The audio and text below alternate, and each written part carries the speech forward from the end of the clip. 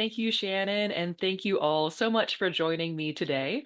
I'm delighted to see so many folks introducing themselves in the chat. Looks like we have people from all over the country in different roles.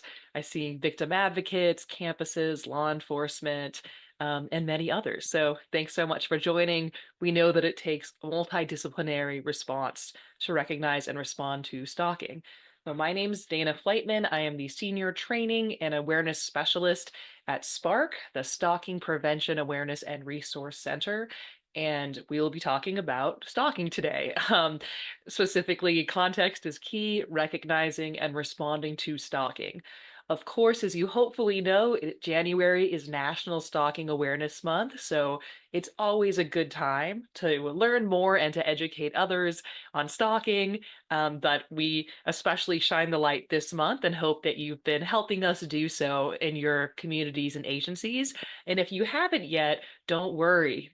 We still have a week left. And so definitely go to our website, check out our social media campaign, etc., and get involved.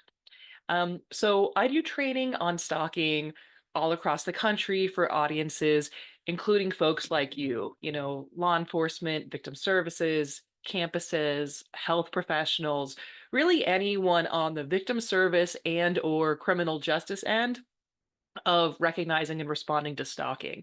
And I usually start by asking this question, which I'm going to share here as a poll. Um, and that's, have you had the opportunity to attend previous training specifically on the topic of stalking? So not one where stalking was mentioned or kind of thrown in, but hey, we're just talking stalking today. So I'll give you a few seconds to answer that. All right, I'm seeing the results come in. All right, I'm shutting down the poll in 5, 4, 3, 2, 1. Okay, great. So it looks like we have a mix. Um, about 1 in 5 are saying, "Ooh, I've been to several of these," in which case, thanks for joining again. Sorry if you're stuck with me again, but of course, share your insight in the chat. It takes all of us to respond, and you're the expert on what's happening locally and what's working and not working where you're located. Um, I'm seeing about half the folks saying, I've been to maybe 1 or 2, and a third saying, this is my first stalking training. And that's not that you aren't special, because you are, but that's pretty typical. Often half to more than half of the room haven't had the chance to attend stalking training previously. And that's not a reflection of anyone as a professional, but it is a reflection that stalking is very undertrained in our field. And we want to remember there are 4 major crimes under the Violence Against Women Act. It's domestic violence, sexual assault, dating violence, and stalking. But it's always kind of like, and stalking. Like, we almost called our website andstalking.org, because so often it's like, oh yeah, and stalking, we kind of cover that too. It's sort of in the mix, right? But the reality is that stalking is a standalone crime and victimization that's quite prevalent, as well as one that often intersects with intimate partner and sexual violence. It is criminal, traumatic, and dangerous, and yet it is very under-resourced. When you think about it, there is no national stalking hotline. There are few, if any, standalone stalking crisis centers, right? So it really falls to folks like you, who are often primarily focused on intimate partner and sexual violence, to kind of add stalking on. And I'm not saying that's fair or easy, because y'all are already busy and you have big jobs and plenty else to think about. But it is really necessary, because these stalking survivors have nowhere else to go. So look, you're the ones doing the work on the ground every day. You know how to do what you do. My hope's just by the end of this webinar, you kind of move that "and stalking" a little more to the beginning of the sentence and see the work that you're already doing through that lens, with a few more tools, ideas, and resources to help you better serve all victims and survivors. So SPARC is funded by the Office on Violence Against Women. We are the technical assistance provider on stalking. And what that means is that we're here to help the helpers and y'all are the helpers. And so we have lots of resources on our website. My colleague Emma is on and we'll share some in the chat, but you can go anytime to stalkingawareness.org. There we have practitioner guides, and those are broken out by discipline. So we have a section for victim services, for prosecutors, for law enforcement, for judicial officers, and so on. We have training modules. So if you or your partners do any kind of awareness education, so if you're talking bystander, you're talking consent, you want to be talking stalking as well. And so we have scripted programs on our website that you could just pick up and lead with videos and activities and discussion guides. We have discussions on all 4 seasons of the TV show You on Netflix. We have a short video on stalking normalization in the media that can be a great conversation starter. So all of these different things so that you can integrate stalking into your existing programming or start a new standalone program without having to reinvent the wheel. We also have victim resources. So we are not a direct service provider. So please don't refer victims to us at SPARC because we'll just have to be nice and send them back to local resources. But we do have resources that you can share with victims easily. So for example, we have these brochures on our website in English and Spanish. You can order them from us on understanding stalking. You can put your local information here. As well as these printable handbooks with some foundational information. We have these in 10 different languages. And so if you have something to hand your survivor of intimate partner violence, sexual violence, make sure you have something for your stalking victim as well. We also have fact sheets, infographics, and lots of other information and webinars. So if after today you're like, I wish I could hear Dana talk even more. You are in luck because we have an archive of recorded webinars, and we're called SPARC, so I got us to call it the SPARchives. So that's when that was like the height of my career. So you can check us out on the SPARchives anytime. We're also on social media. Our handle on there is at Follow Us Legally.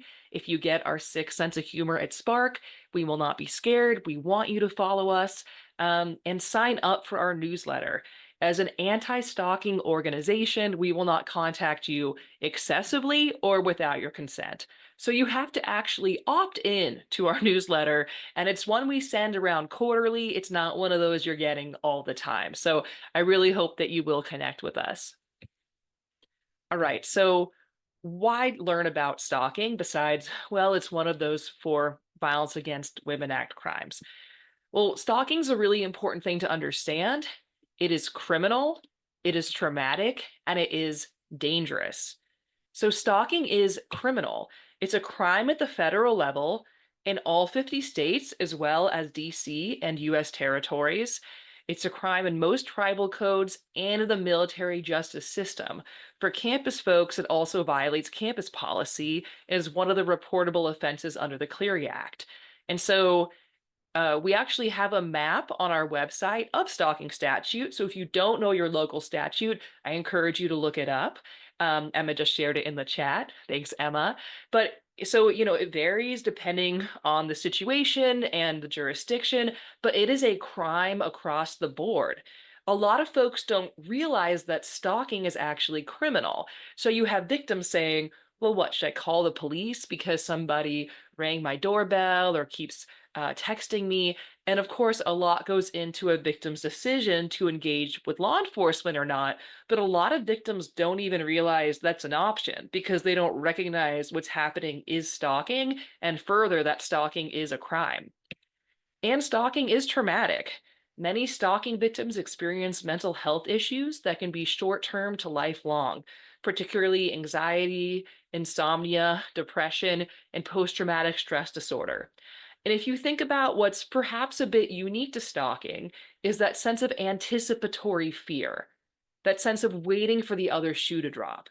And we have stalking survivors feel like that sometimes for years. So you can imagine the kind of psychological toll that that takes and the kind of hypervigilance that often results. Many stalking victims lose time from work, 1 in 8 lose some time. About half of those lose 5 days or more. And stalking survivors are not always a protected class of worker. So that's something good to look at in your state or territory because um, a lot of victims lose their jobs altogether and are not accommodated. And many relocate. This really shocked me when I learned this, that 1 in 7 stalking victims move. So think how annoying it is to move when you want to move, right?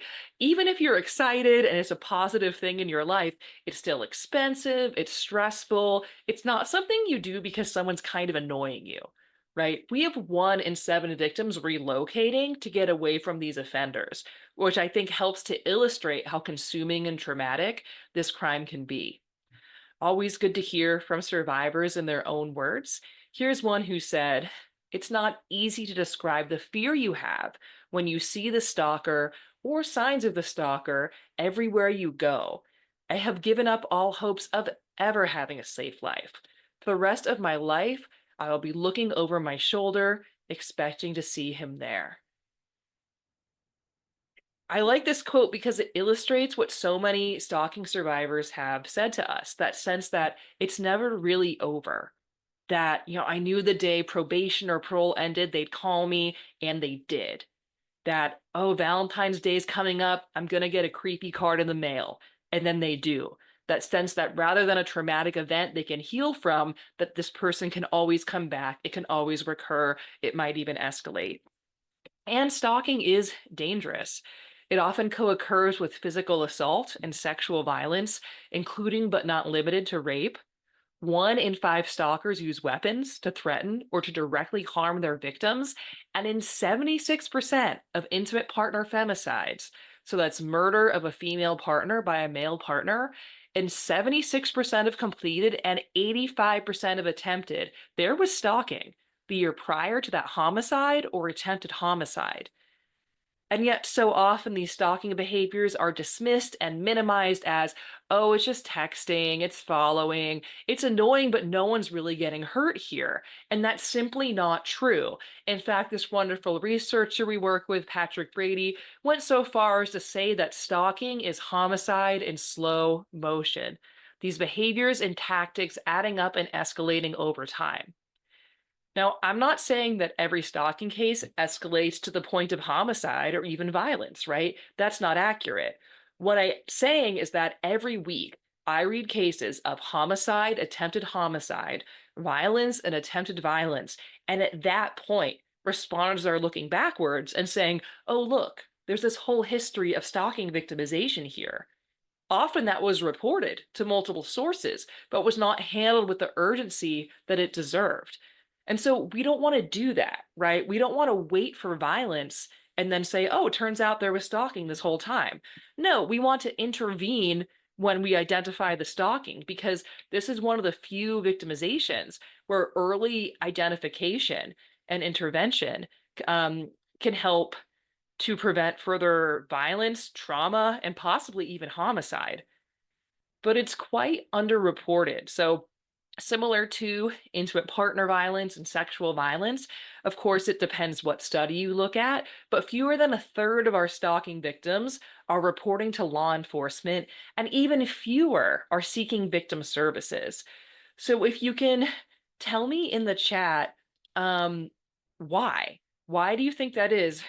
Why are victims not reporting? Why doesn't a victim pick up the phone and call the police the moment that they're thinking, hey, I'm getting freaked out here? So I'm seeing lack of a hotline. Yeah, they don't know where to go, right? Who do I call? Um, that no one will help them, take them seriously, believe them. Yeah, I think those are related, but a little bit different, right? There's that they won't believe me. They'll say I'm making this up. They'll think I'm crazy. And with stalking in particular, we love to see a documentation log, right? And look, we have one on our website. It is very helpful. We have it in 10 languages. It's great. But it really asks a lot of our victims to document all of this evidence. So victims often feel like yeah, it happened, but I can't prove it. So what's the point? And or our stalkers are engaging in these really specific and contextual behaviors that are hard to prove or may seem benign to an outsider, which we'll talk about in a little bit. See a lot of folks talking about that fear of escalation. The stalking might get worse. Absolutely. We know that when a offender, say, gets an order, is served an order of protection, that can escalate the risk to that victim because that offender, oh, you're getting me in trouble, they might take that out on the victim. So victims might feel afraid to do that because of the escalation or the possibility of escalation. So a lot of people saying that minimization, they're hoping it stops on its own. They're saying it's not that big of a deal. Yeah, absolutely. We have that fear that the responder will minimize it, right? They'll say I'm crazy. They'll tell me I'm making this up. They'll tell me I'm exaggerating. But also because of the messages our victims have received, often victims do that themselves, right? In addition. So they'll say, maybe I am overreacting, or I want to give them the benefit of the doubt, or it's not that big a deal. I'm sure I can handle it on my own. And often victims have been told, hey, just ignore it and it'll go away. And so, of course, their hope is not, wow, I hope I get to engage with the criminal justice system and, really work through this situation. No, what they want is for the stalking to stop. And so there's some hope that that will occur.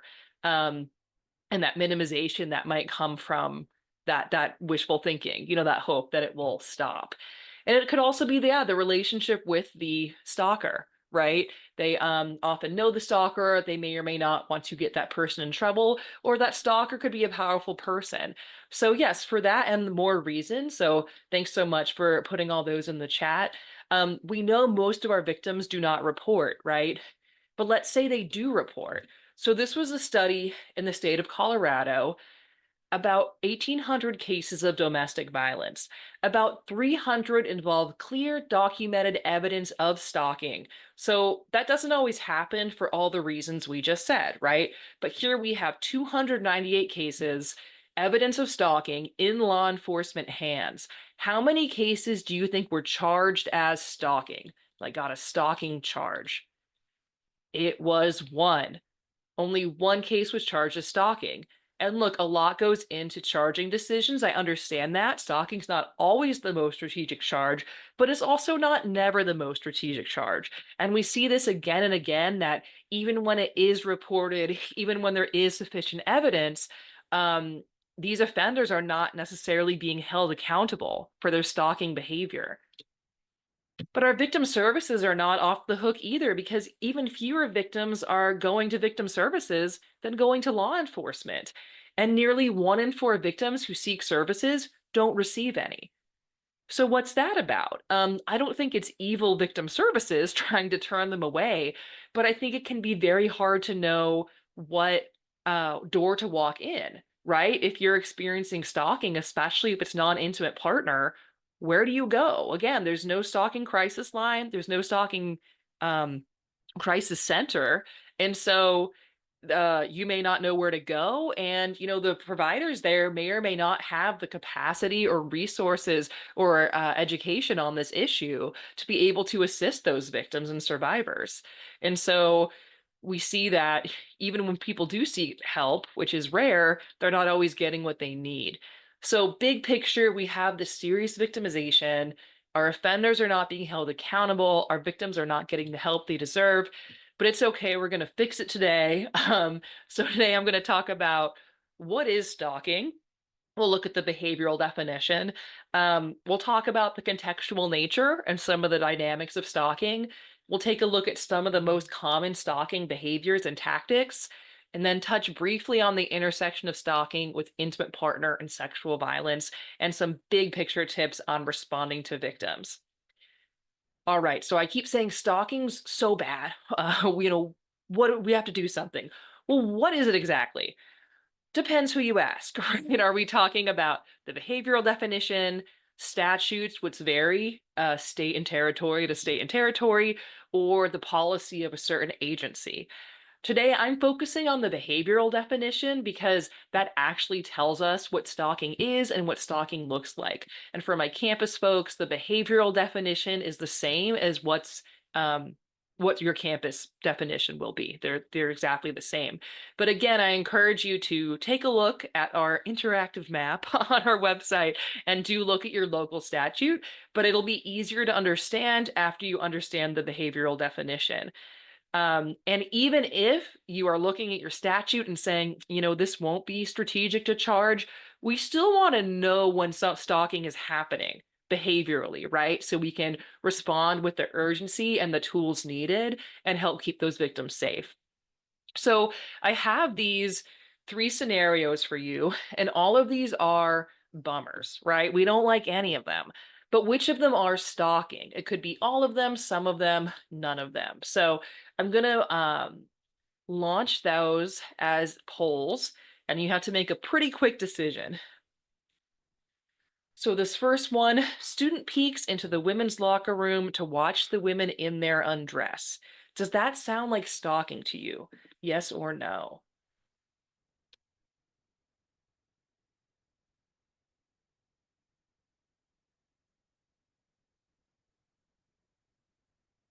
All right, responses are coming in. I'm shutting it down in 5, 4, 3, 2, 1. Okay, so split the room a little bit. Most folks saying no, but about 30% saying, yeah, that sounds like it could be stalking.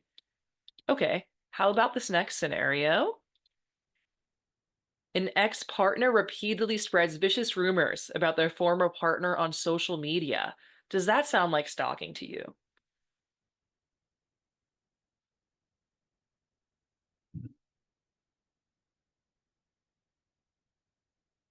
All right, this one's closer. I hope we can get along after this. All right, I'm shutting down the poll in 5, 4, 3, 2, 1. Okay, so more folks saying yes, but a lot closer to 50-50 here. Okay, and then last but not least, we have this terrible supervisor asking her employee personal questions, mocking him in meetings, sending emails at weird hours, being verbally abusive when he doesn't respond right away. Does that sound like stalking to you?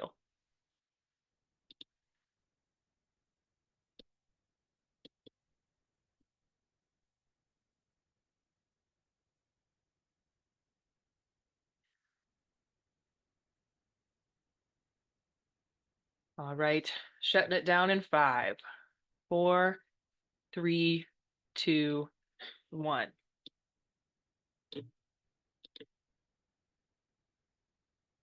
Okay, so a little closer to 50-50 there, with most folks saying yes.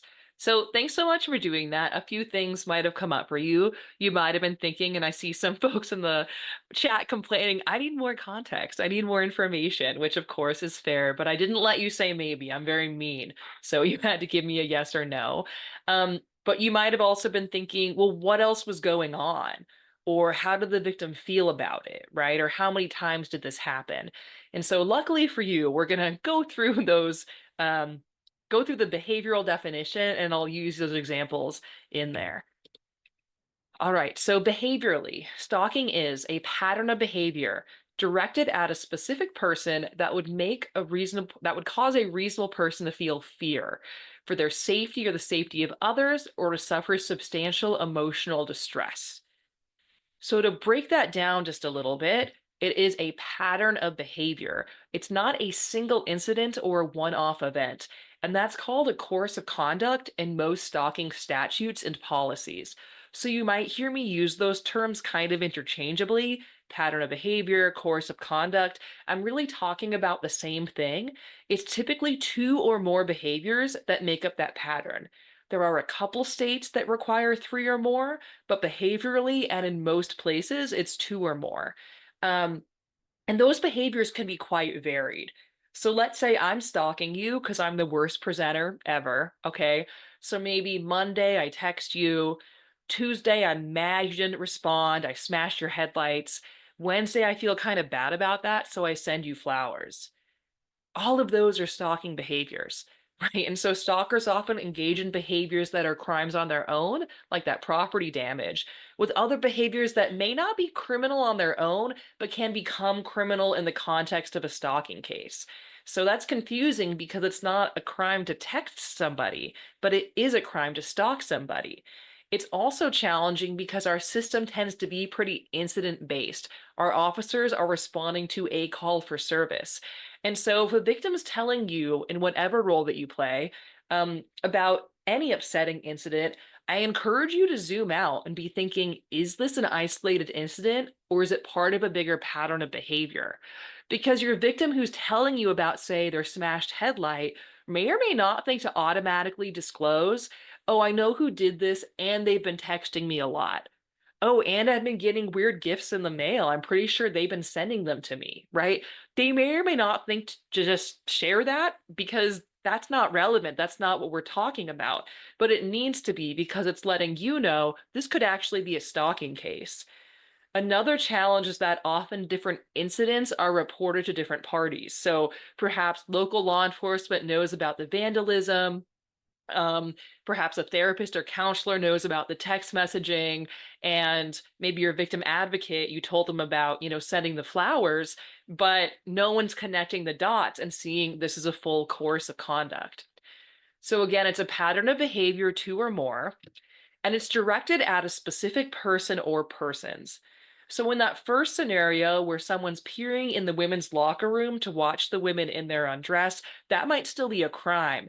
That on its own wouldn't necessarily be stalking because, first of all, it's only one thing. And of course, I say only not to minimize the harm of that, but it's a single incident, right? And it's not directed at anyone specific if they're just looking at whoever happened to be in there at the time. Now, it could totally become stalking. Let's say that offender then follows a certain woman out of the locker room and contacts her.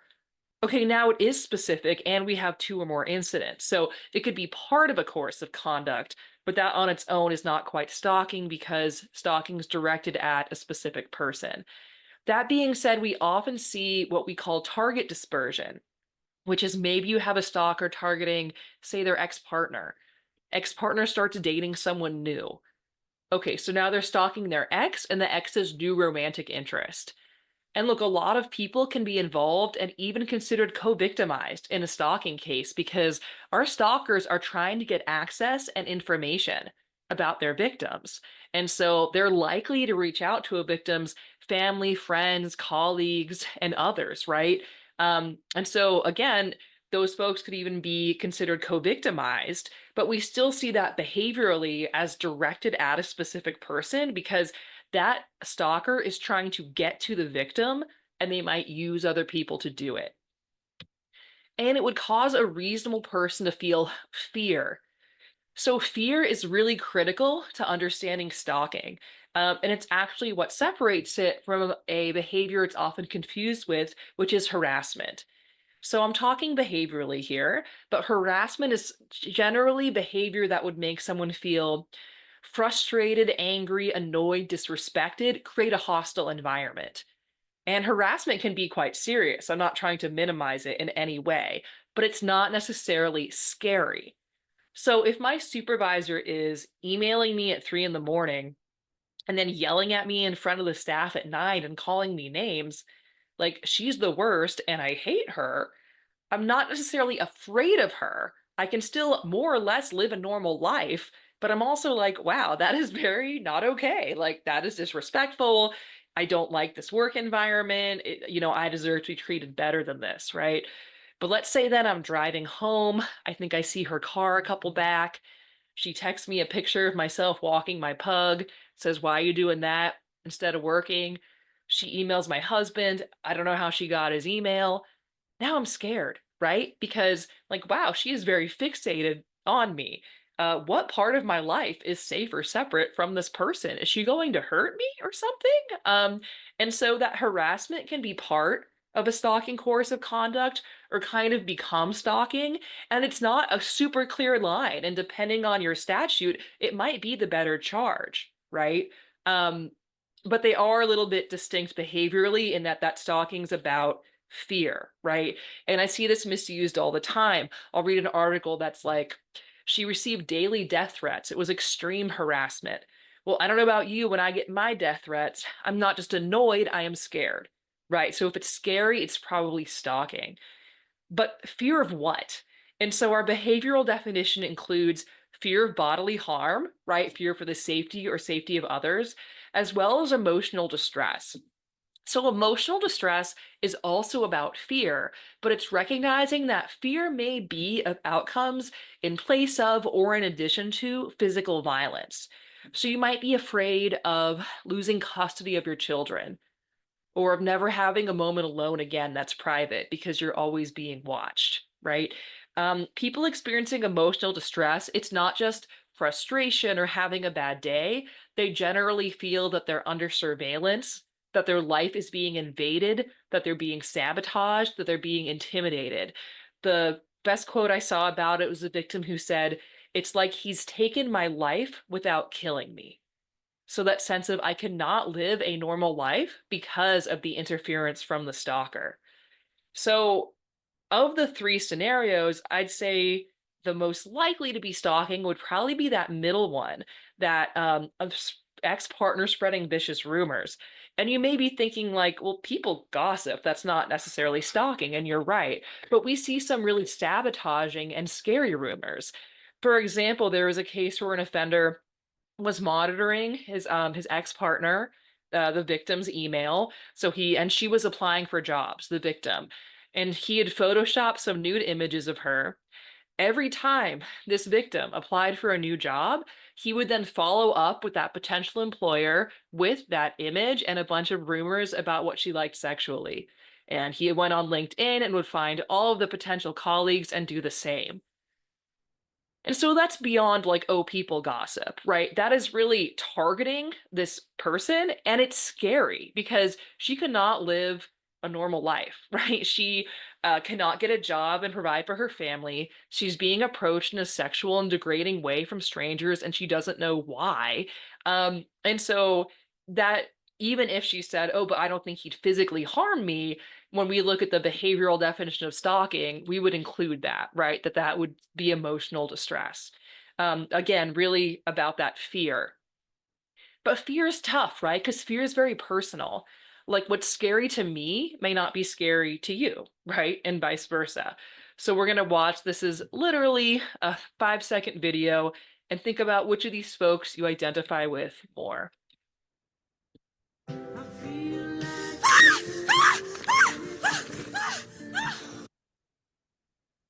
Yep, that's it. So some of you might have felt more like the lady in this video, in which case, I'm sorry I did this to you. Someone the other day was like, where was the trigger warning on the spider? So I'm sorry if that's you, but my guess is my hardened victim advocates and and the like who have seen and heard a lot of bad things. Um, you might be resonating with the space left here on the screen a little bit more, right? It's like, can you calm it down, lady? It's just this tired, it's just this little thing. You're losing it. Like, calm down. We can understand where this guy's coming from. But what if I told you that the same woman was bit by a spider last year that looked just like this, had a terrible allergic reaction, went to the hospital, and almost died? Would we still be making this face at her? Hopefully not, right? Because what did I give you there? The information, the backstory, the context, and context is critical in stalking cases. It's really everything in stalking cases because a lot of times what's scariest to a victim or survivor may seem benign or even kind of nice to an outsider. For example, this was a case where the victim did call law enforcement, and honestly, she was hysterical. She's yelling, she's screaming, she's crying, and all she'd say was, "There's a cup of coffee in my car." So, understandably, police are not sending out the SWAT team. They're kind of like, okay, lady, right? And eventually she calmed down enough and said, he's here. So it turned out this was a stalking survivor who had relocated to get away from the offender, address confidentiality, new job, really thought she'd covered her tracks. She leaves to go to work that day. She gets in her car. There's a cup of coffee with his old nickname for her on it. So I can't see you since we're on webinar, but when I tell that story in person, people often go like, ugh, or like, mm-mm. And what that tells me is a reasonable person would feel fear. It's really scary when you know the whole story.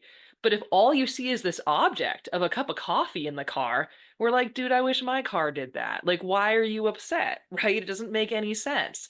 And so something may be scary to the victim, but not to you as the responder. And so I encourage you to really ask those follow-up questions respectfully. Ask questions like, what message did that send to you? What is the story behind that? Because those behaviors often have specific meanings only understood between the victim and the offender.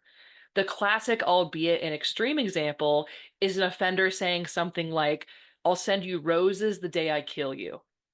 And so the victim gets flowers, is terrified. Everyone around the victim is saying, oh, that's so thoughtful, because they don't know about that specific meaning. And so it's context that makes stalking scary, and it's context that makes stalking stalking, because generally no one thing was stalking. It has to be what else is going on, and how are these incidents and behaviors adding up and becoming a pattern. And it's criminalizing otherwise non-criminal behavior. It's not generally a crime to send someone flowers. It is generally a crime to make a credible threat to kill somebody. So when one means the other, we have to do some digging to understand that and to explain that, because this is how stalkers often get away with their behaviors. The responder walks away saying, well, flowers aren't threats, you're overreacting. Well, not always, but they can be. It all depends on the context. The reality is, if a victim's afraid or in distress, they probably know something that we don't, right? They probably have some information that we haven't gotten yet. So we're going to watch the next few seconds of this video and see how it plays out.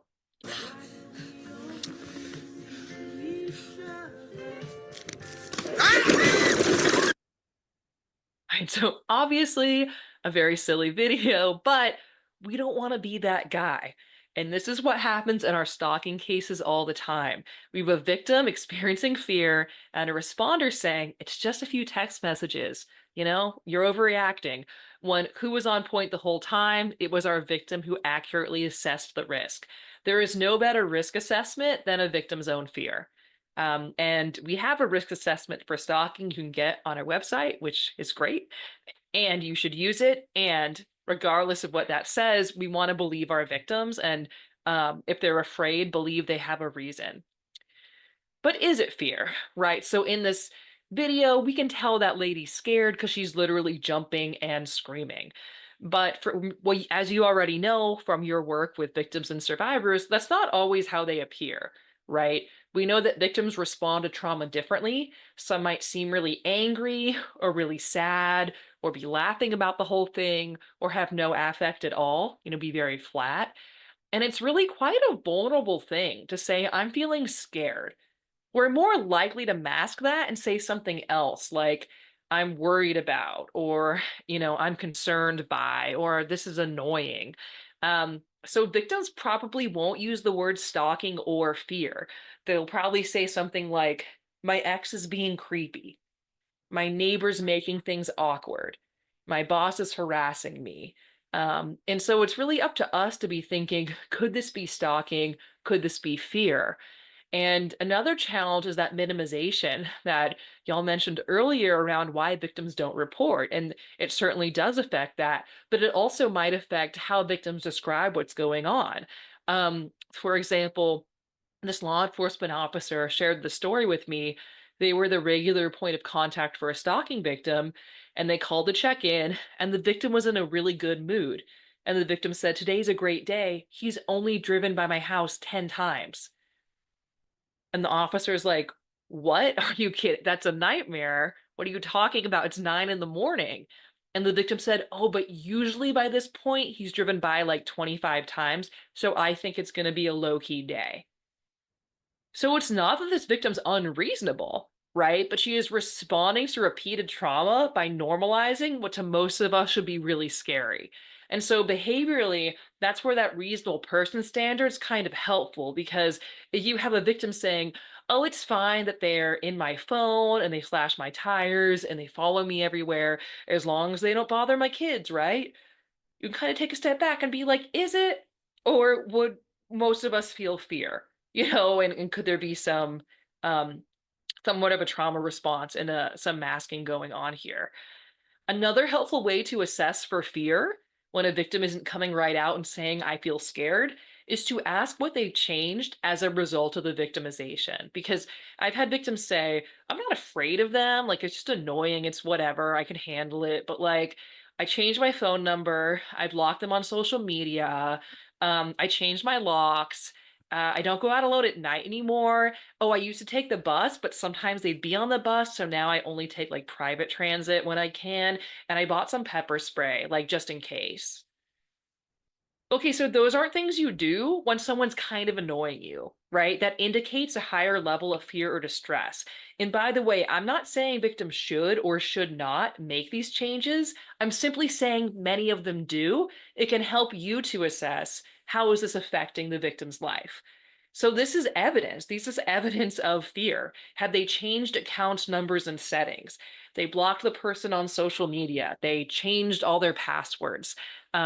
They change their phone number. They turn their location sharing off, right? Finances spent on devices or accommodations, that could be, I changed the locks or I bought a new security system. Could also be accommodations like, I used to take public transit, but now I only take, Uber or Lyft because I was afraid of who else will be on there. Or I was driving home, I saw them parked outside my house, so I stayed at a motel and here's the receipt, right? Increased security or privacy measures.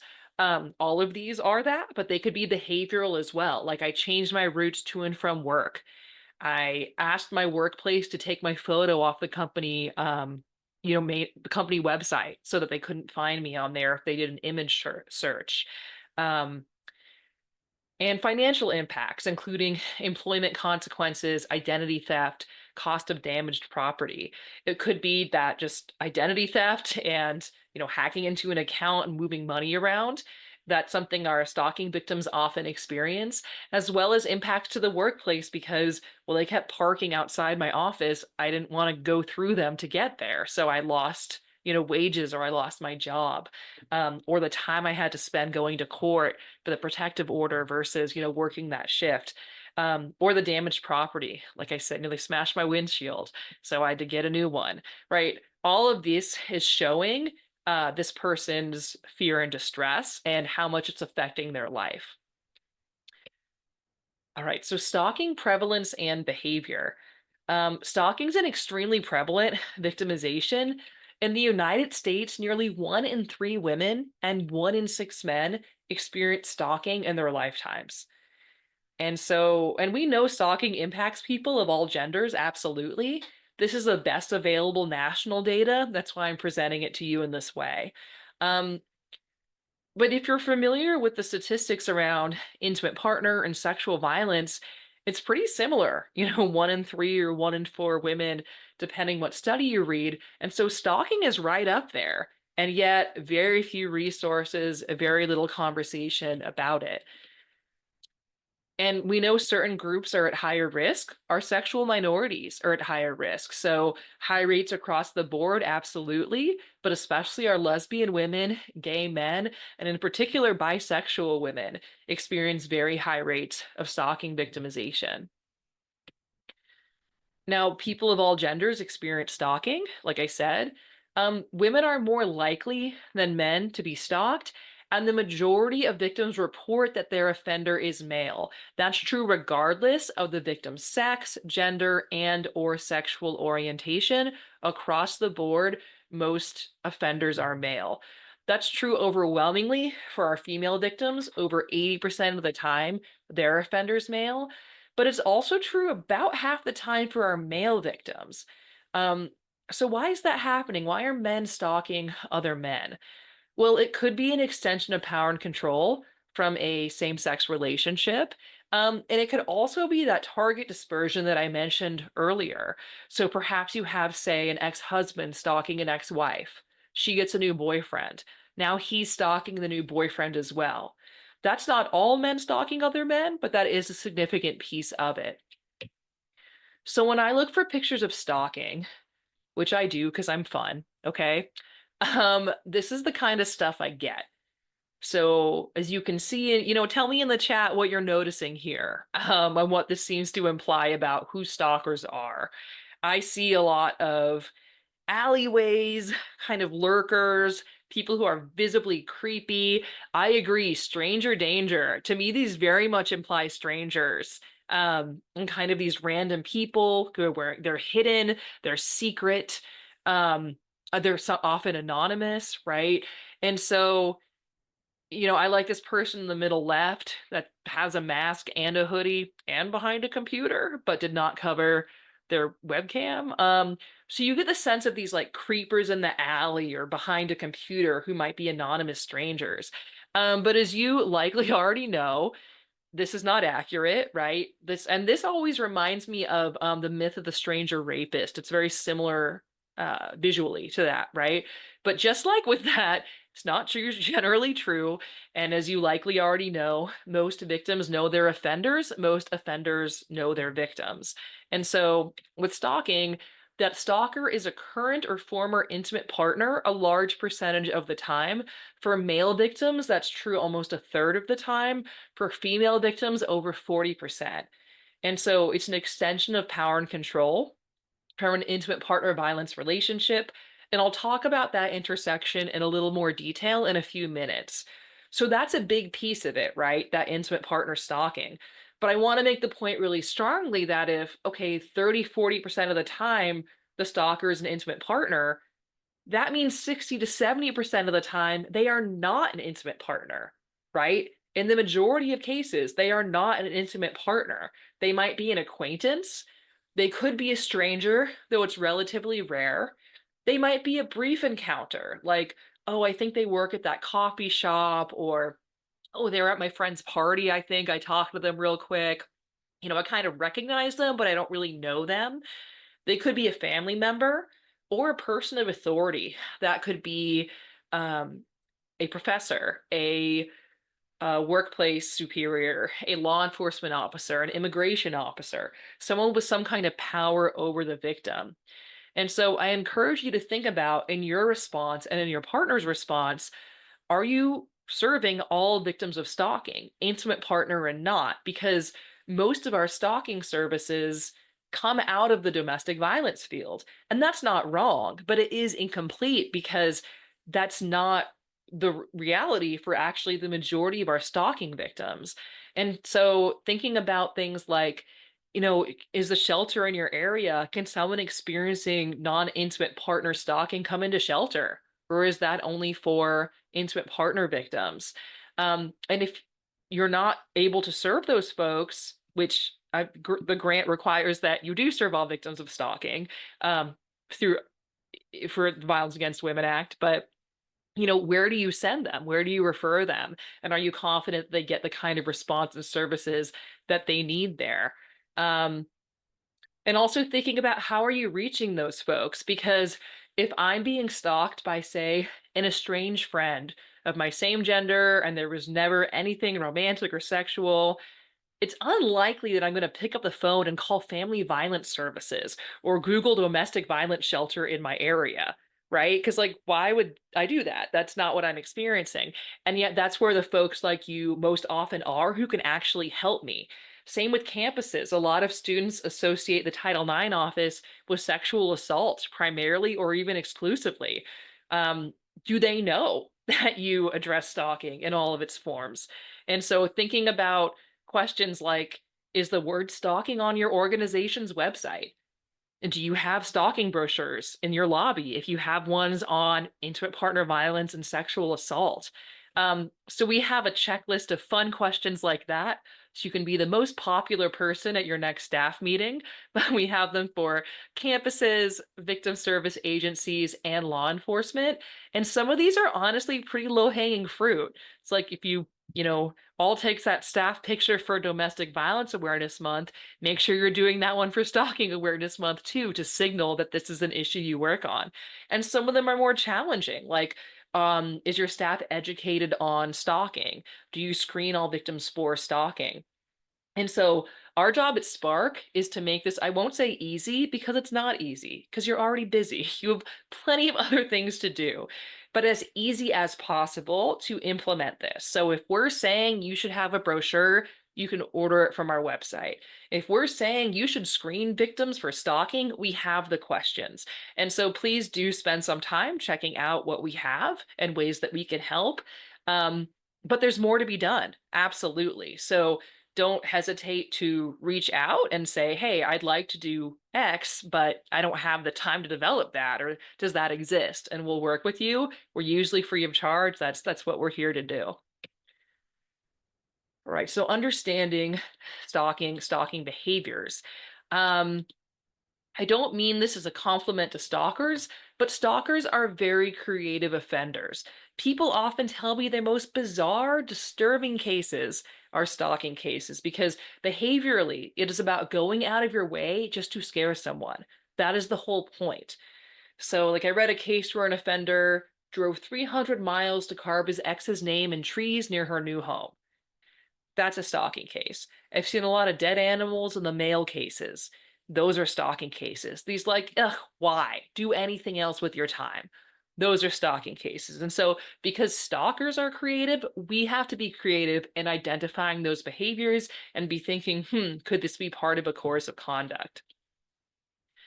One common stalker tactic is this sort of crazy making behavior. And so, for example, many stalkers will break into a victim's vehicle or home and not take or break anything, but just leave some sign they've been there. So maybe they leave a can of soda, that's the brand the victim knows that offender likes to drink. Or they move a lamp they one time argued about where it should go. Or they turn the TV onto a channel they used to watch together. And so the victim gets, let's say, home. They know that offender's been there, but they're like, what am I going to do? Call the police and say someone moved a lamp? I'm going to sound crazy. And offenders know that. That's exactly why they engage in this behavior. In fact, 1 in 5 stalking victims reported that exact thing. A stalker breaking into vehicle or residence and just leaving a sign they had done so. So if a victim ever says to you, I know it sounds crazy, but that's a red flag. This might be a stalking case. I always tell law enforcement, I'm not saying don't investigate it, but I'm saying let's investigate it.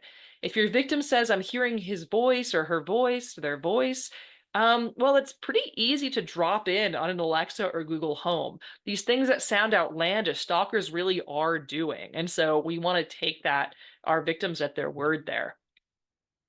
There are so many stalking behaviors, and we certainly don't have time to list all of the potential things stalkers might do. But they broadly fall, I think, into these 4 categories, which I think is really helpful because it had it kind of expand our thinking on what stalking is. And it's this framework by this wonderful researcher, TK Logan. And so these overlap and intersect, which is fine, but it's just to think a little bit more broadly. Because when people think stalking, they often think surveillance. And so we often see imagery of like binoculars, or we've heard a lot about like trackers on vehicles. And surveillance is often part of a stalking case, but it's only one part because anything scary that's not the first thing that happened could be stalking, and that's a wide variety. And so I'm going to go through these categories and just a few examples of each. Please feel free to share in the chat, obviously, without disclosing any specific victim information, any that you've come across in your work. So surveillance is pretty much what it sounds like. How is the stalker tracking, watching, monitoring, gathering information about that victim? That could be using technology. Um, maybe it's hacking into things that are already there, right? Like hacking into someone's email or an existing camera, or it could be placing a surveillance device on them, like some kind of vehicle tracker, or hiding a camera somewhere, or a recording device for audio. And so it's important to remember that most victims who are stalked, it's both through technology and in person.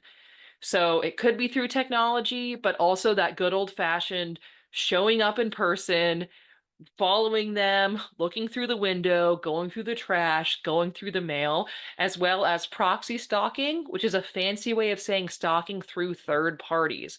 So say there's joint custody, that might be asking, hey, is daddy taking you anywhere on vacation? Is mommy seeing anyone new? It could be calling the workplace. Oh, they're my favorite bartender. When are they on? Because I want to bring my friends back during their shift, right?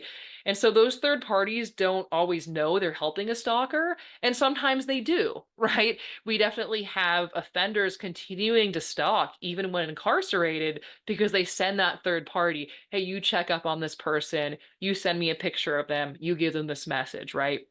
You watch what they're doing and report back to me.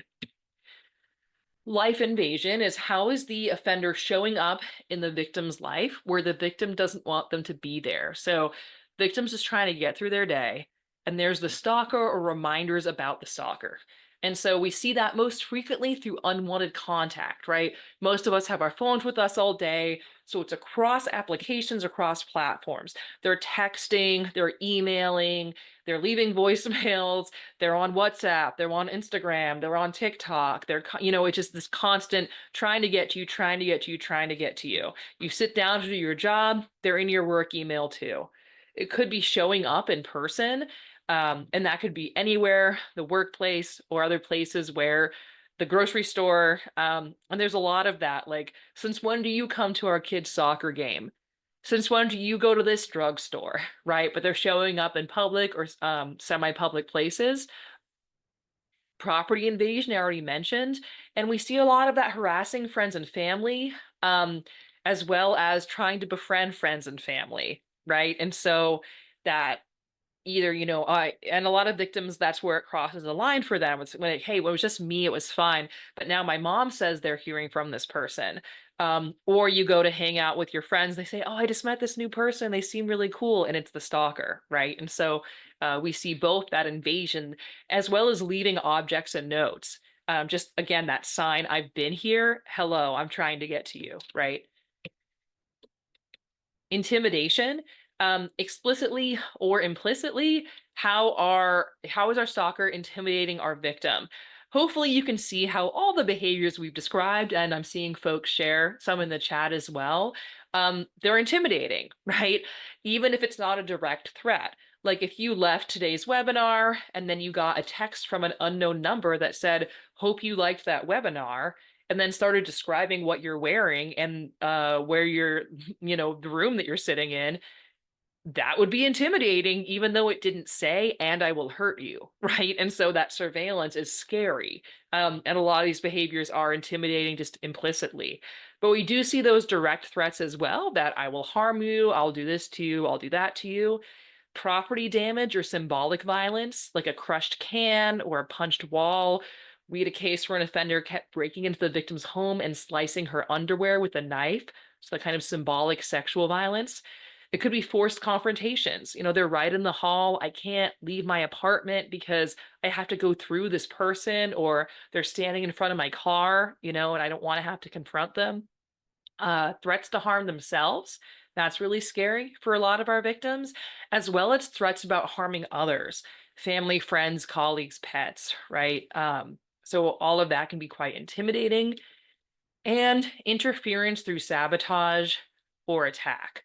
And so what is actually changing in the victim's life? What are they losing or afraid of losing? How are they being sabotaged or harmed?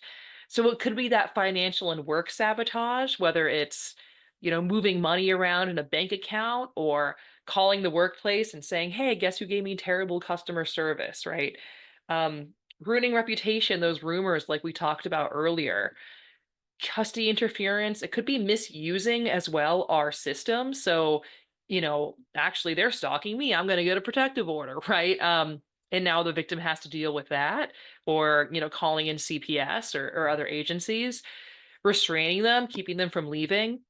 We've seen a lot of road rage cases that are actually stalking cases, as well as, of course, that physical harm, right, interferes with someone's physical and mental health. And property damage, very tangible interference. They slash my tire, I can't get to work, that interferes with my day. And again, of course, these overlap and intersect, right? Like if I hack into your email account, it's surveillance because I'm reading everything you've been sending. It's invasive because, ew, I'm in your personal stuff, and you're going to get a notification that says, was it you who signed in? And you're going to be like, oh, no, it was Dana again. It's intimidating because maybe you've been emailing a victim advocate or law enforcement. Well, I've seen that now. And also, I'm letting you know I can get to you, right? I'm sending you a message. Maybe you've just changed that password. How did I already get the new one? And it's interfering because I'm definitely going to change the password. So now I'm in and you're out and you can't access your own email. So certainly these overlap. And so if you're trying to assess, is there stalking going on with this victim? Rather than simply asking, are you being stalked? I encourage you to ask about these behaviors. Um, because if you ask, is it stalking, you're likely to get a response. It's like, oh no, it's not stalking, calm down. It's not that big a deal. But if you ask about the specific behaviors, right? Has there been surveillance? Has this person been tracking, following, or monitoring you? Have they invaded your life or privacy? And give some examples of what that might look like. You're more likely to have a victim say, well, I don't know if they've invaded my life, but I mean, they text me all the time. Look, they're texting me right now, right? Or I don't know if they monitored me. My camera was acting kind of weird. Or actually, did I even set that up? Right. I mean, you're likely to get more information. So ask about these. And then if they say yes, were you afraid for the safety of yourself or others? Did you make life changes for safety reasons, those accommodations I mentioned earlier? And were you worried about financial or social impact, right? That speaks more to emotional distress. Now, there is a longer version of this is the short version. There's a longer version based on these questions. It's a free risk assessment. Sharp. You can get to it from our website or at coercivecontrol.org. It's really great. It creates a narrative report and risk profile. It's looking at 14 risk factors, and it also really helps tell the story of what's going on succinctly. Here's what's happening. Here's how scared the victim is. Here's what we're worried about. Boom, boom, boom. So really highly recommend it. And it provides some safety planning suggestions. Of course, that doesn't replace your individualized planning with the victim advocate, but it can be a good place to start. We also have this checklist of some of the most common stalking behaviors. You can get this on our website. It says for law enforcement, but really for anyone. And so in this ask, I know it's tiny up here, but in this ask, there's the big question that you just saw on that previous slide, and then a few of the most common behaviors and noting, hey, this could be done in person, online, in other ways, by asking others, etc. And so another helpful way to assess for stalking behavior. And we have even more resources on identifying stalking, including on calls for service for something else. What are some good things to listen out for and to look out for, um, and other checklists, etc. So I hope that you'll check those out. Most stalkers use more than one means of approach. They're not just texting, they're not just following, they're doing a variety of the different tactics that we talked about. Two-thirds of stalkers pursue their victim at least once a week, many pursue daily, and the average duration of a stalking case. This really shocked me when I learned this, not the high end. The average duration is 2 years, and 10% of cases last 5 years or more. And so what that means is, look, there's a huge variety. A stalking case can last from one afternoon to an entire lifetime. But for a lot of our offenders, they have times to change tactics, right? And so when we're safety planning with our victims, and trying to collect evidence on what's going on. No, we can't read the future, but we can be as predictive as possible in terms of recognizing that just because an offender hasn't done something doesn't mean they won't. So just because they haven't shown up at the house yet doesn't mean they're not going to. So let's make sure we have a safety plan in place so our victim can get somewhere safe quickly. And maybe we want a camera to catch them if and when they do it, right? And so let your victims know, hey, here are some common stalker tactics. What access or information does a stalker have about you, and what might they do next? Being as anticipatory as realistically possible. Now, stalkers often commit multiple crimes in their course of conduct. And so, of course, this depends on your local criminal code. But something that we often say to law enforcement is if you can't charge stalking, charge something. because there are so many crimes that our stalkers often commit that are also part of the stalker's course of conduct, right? Particularly voyeurism, if they're creating and distributing intimate images, um, witness intimidation, and check your codes. Like I do a lot of training in the state of Virginia. There's a misdemeanor there that I might be misphrasing, but I believe it's causing a phone or pager to ring with the intent to annoy. So stalkers are doing that, right? And so let's build that course of conduct. And let's at least, even if we're not charging, absolutely document everything because these incidents add up. But if we didn't do anything with that original report about, say, the eavesdropping, now we're starting with 0 instead of 1. And so, think broadly about all the different ways that accountability could happen as well. Same for campuses, and we're looking at our student conduct code. Is it they entered a dorm without the proper ID card, right? What are the other, do they misuse the internet policy because they were cyberbullying and they're not supposed to be, right? So think broadly and creatively about that as well, so we can have accountability for something, if not everything. All right, co-victimization. So I have to breeze over this pretty quickly, but we have a lot more on our website about it in more depth. Um, but I already mentioned that around 30–40% of our stalkers are current or former intimate partners. So that is a big piece of it. So I'm going to focus in on that piece here. So if we look at our friend, the power and control wheel, which my guess is you've seen before, right? And this is highlighting different ways that an offender might use power to control the victim. Um, and so I show you this because often in our field, if I hear people talk about stalking at all, they'll usually say something like this. They'll say something like, the victim left, it was an abusive relationship, and from the day that victim left, our abuser began to stalk them. And that can absolutely happen. But let's take a step back. If during the relationship, our abuser is texting them constantly, showing up at work, showing up at school, putting a tracker on the car, threatening them, asking friends and family where they are, that's stalking, right? It's intimate partner violence. It's what we might call emotional abuse or digital abuse or coercive control. And it's stalking. It's both. And it can happen during and or after a relationship. Over half the time, it's happening during the relationship as well. But folks often don't call it stalking then. They call it, again, emotional abuse, digital abuse, and it is those things. But it's also stalking. We want to call it stalking at any point in the relationship for a few reasons. One is, while emotional abuse isn't a crime, stalking is, so it can criminalize some of those behaviors. And the other is that, on average, our intimate partner stalkers pose the greatest threats to their victims. Um, so why do you think this is? If you can tell me in the chat, why would an intimate partner stalker be more dangerous than, say, a stranger or a brief encounter or even an acquaintance? Well, why do you think that is?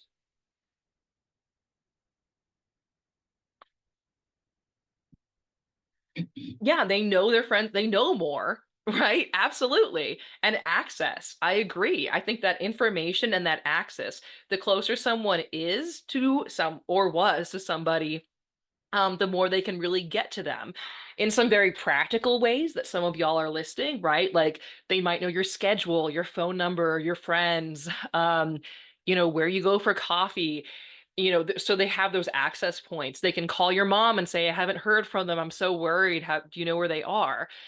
And they also know what will uniquely scare that person because of the intimacy of the relationship, which is what stalking's all about. And so, if you hated the spider in that video earlier, guess who knew you would have hated that? Probably your intimate partner. And so when it's time to stalk you, now it's spider time. It's not spider time for me. They're going to come after my pug, right? They're going to find what would really get to you, because it's so personal. So again, all stalkers can be dangerous though, right? Um, on average, our intimate partners are the most dangerous because they have the most information and access. But the numbers kind of fall here, where after that it would be acquaintance, then private stranger, and then public figure like a celebrity of some kind.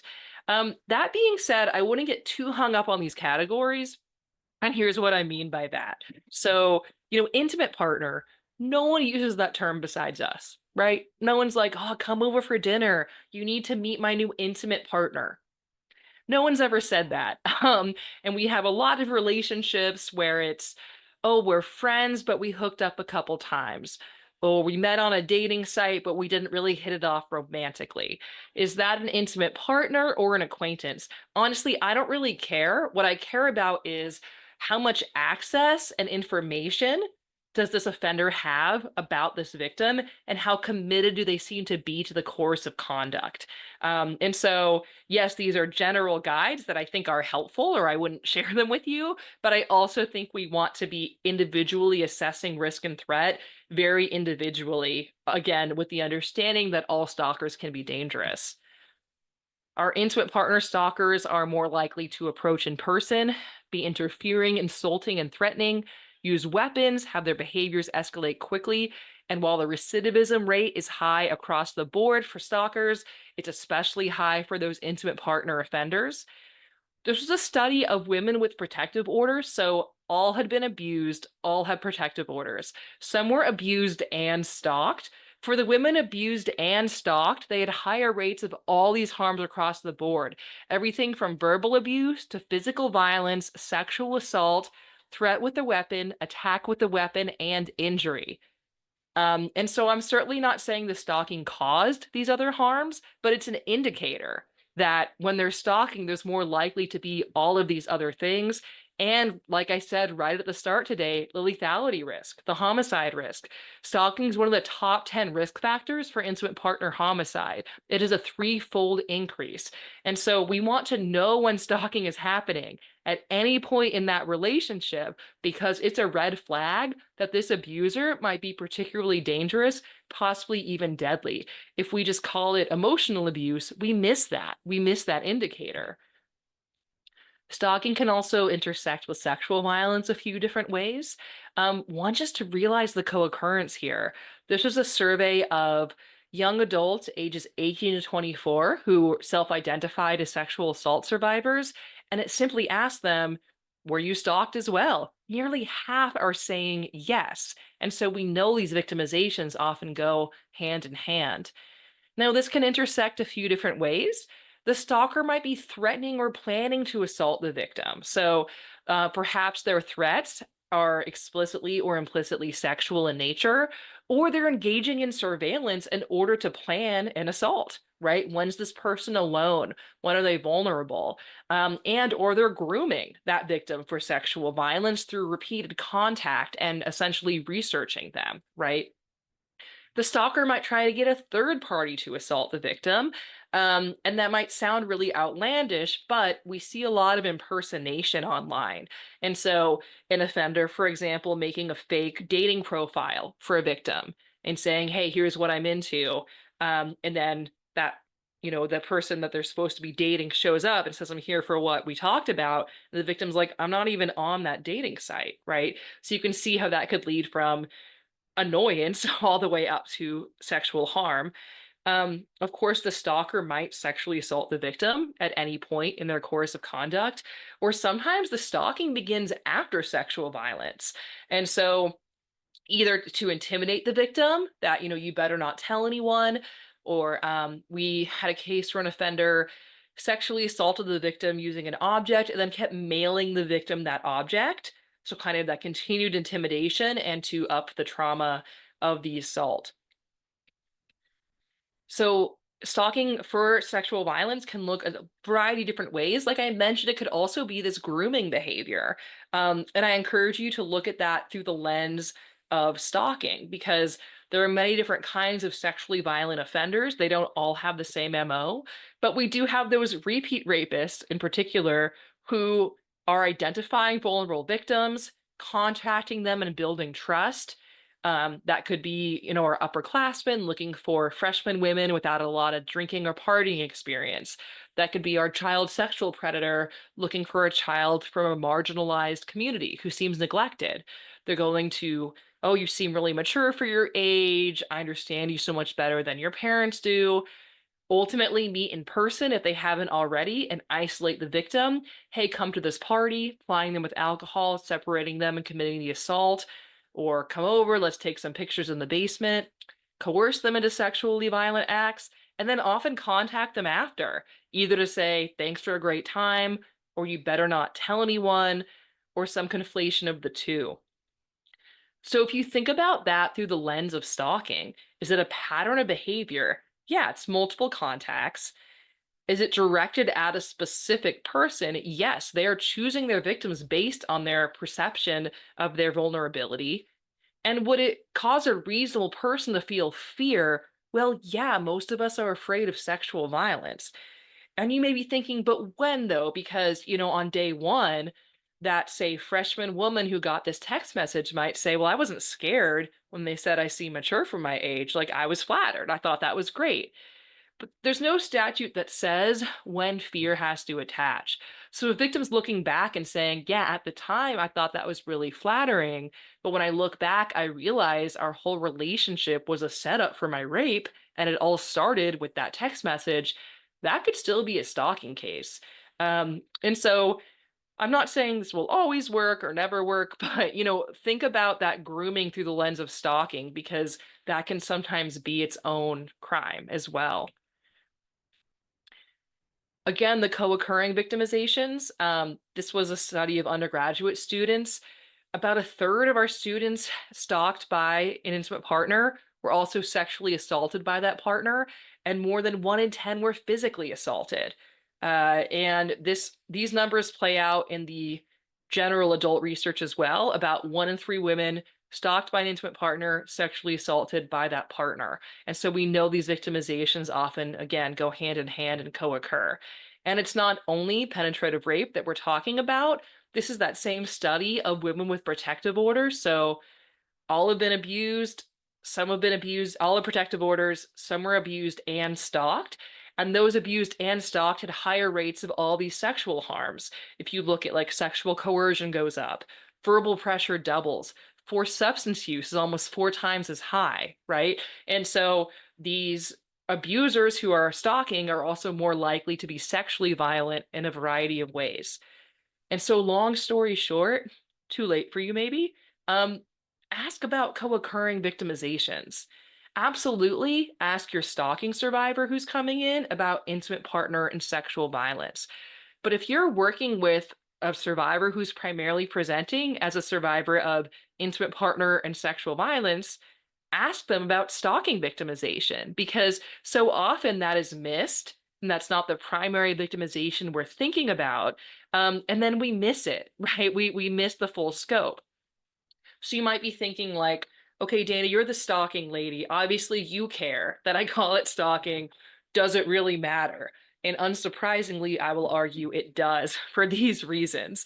Um, One is your charging and prosecution options. Like I said, I understand stalking is not always the most strategic charge, but it's also not never the most strategic charge. And most prosecutors like having a menu of options. And so let's put that on the menu when appropriate. Also, prosecutors really appreciate this when they get it. And I'll tell you why so you can explain it to them. Um, if you are prosecuting, say, a sexual assault, or let's say an act of domestic violence, I'm generalizing, but the court's generally going to try to limit you to that evening. Was there violence, yes or no? If you're charging stalking, you're talking about the whole pattern of behavior, the whole course of conduct. And so, those creepy incidents I talked to you about, the cup of coffee in the car, flowers the day I kill you, haunts me, haunts you, haunts judges and juries, and can be very persuasive. This is not a someone with an anger management issue who snapped one day. This is someone who's been engaging in repeated, creepy, escalating behavior time and time again. And all of that should be permissible because we're talking about the course of conduct. Also, safety planning. We want to call it stalking so we recognize the increased likelihood of physical violence, sexual violence, and homicide and the urgency there. We want to be using the right tools and thinking about safety in different locations, and also be thinking, okay, what's happening with surveillance, life invasion, interference, intimidation? If we don't call it stalking, we miss that urgency and we don't use those tools. And victim empowerment. Even if a victim's like, I don't want to do any of that. I don't want to talk to anyone. I don't want to make a safety plan. Even just to be able to articulate instead of my ex is being creepy, to be able to say, I'm being stalked. That's a real thing. I can look it up. There are resources and it's a crime. Even that can go a long way.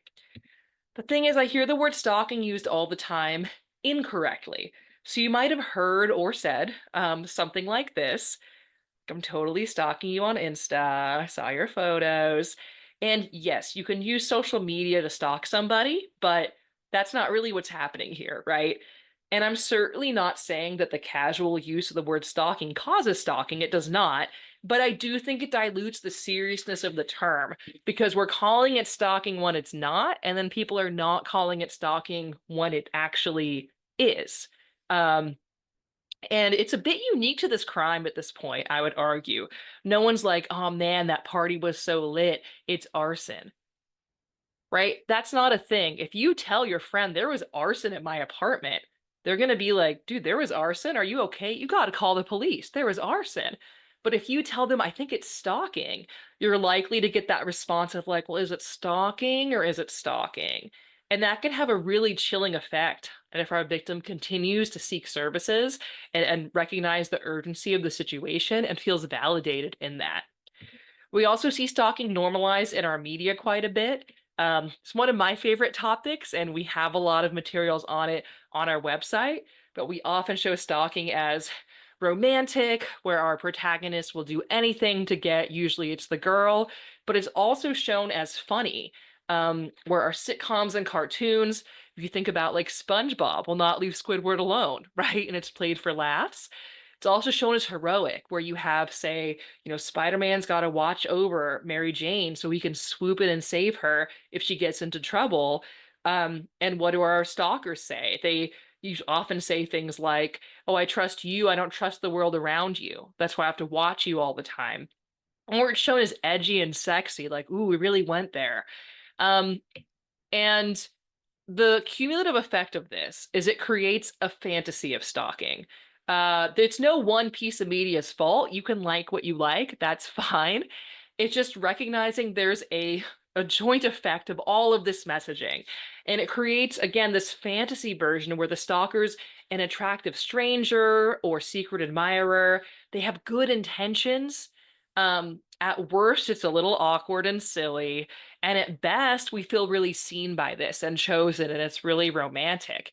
And that's just not the reality of what stalking is. In reality, stalkers are people that we often know. They generally want to scare their victims and delight in doing so. They're engaging in a variety of disturbing, harmful, and violent behaviors, and our victims are terrified. And so I don't think there's any one reason for the minimization of stalking, but often when I hear people talking about like, oh, it's just stalking, I kind of think to myself, oh, you're responding to the fantasy of stalking, not to the reality of stalking. And we need to deconstruct that and be explicit about that because that's just not what stalking really is. So responding to victims, and of course, this is just scratching the surface here. Hopefully, I've imparted this to you. When a victim reports any kind of harassing behavior or incident, zoom out. Is this an isolated incident? Is this a part of a bigger pattern of behavior? Um, you want to advise disengagement, and that's because stalkers see any contact as a win. So if they call 100 times and the victim picks up and says, "Stop it, I hate you," tomorrow they're calling 101 times because that was a win that reinforced the stalker's behavior. That being said, that disengagement is not always possible or realistic. Victims are often told, hey, block them, block them on everything, change your phone number, create that distance. But that may, again, not really be realistic. For example, it came out in court one time that the victim had called the offender at 2 in the morning and they talked for hours. And so, of course, the defense is like, well, how scared can she be? If she's so scared, why is she calling him, right? And the victim explained, well, yeah, I knew he got off work at the bar at 2 a.m., I could hear him get in his car, drive home. I could talk him down, take the temperature of the situation, so he knew he wouldn't come over, break my windows, and wake my kids up again. That is perfectly reasonable safety planning, right? And also, if they block the offender from everything, maybe the offender can't see them. They also can't see what the offender's up to. And so a victim put it to me like this once, if you're being hunted by somebody, don't you want to know where they are? Kind of hard to argue with that. So it's messier, right? It looks messier from especially a criminal justice perspective, but it might be in the best interest of the survivor's safety.